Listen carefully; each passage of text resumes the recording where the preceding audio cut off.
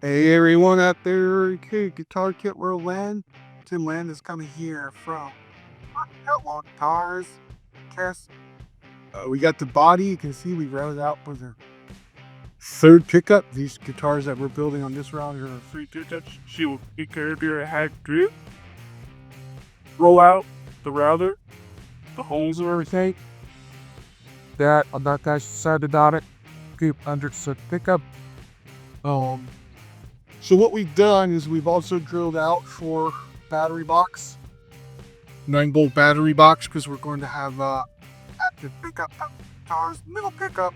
This one is not gonna be a live pickup. It's gonna be decorative with the scene we're putting on this. I'm not gonna let down the hat. But what I will talk to you about, we don't do a lot of finished sandy on our guitars. We don't really care about scratches and gouges. So we're gonna bully them up anyways. But I'll sand it at least to 220 and then 320. Just to get it nice enough that I'm gonna put some stinging on it today. Second video, I'll be doing a stinging. We're doing a black burst, almost like the shadow ghost effect. Bring out some of this gray. So we're gonna sand the whole thing down, prep it. The back will be a rusted finish. We'll use my vinegar steel little trick on this guy.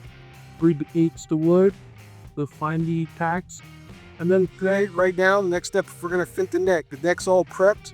This is all the fretwork.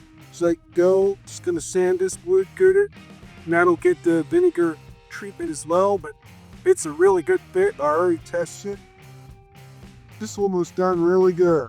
See, it's a little wet dirted in there. That goes in. I might do a little light sand just to make sure it fits, but that's a good fit. Look at that. That's gonna be a nice guitar joint on the body and the neck. But that'll be the next video where we glue it up and we'll start putting this baby together. So that's it for this video. Be coming back and making more videos, sanding, and prepping this guitar for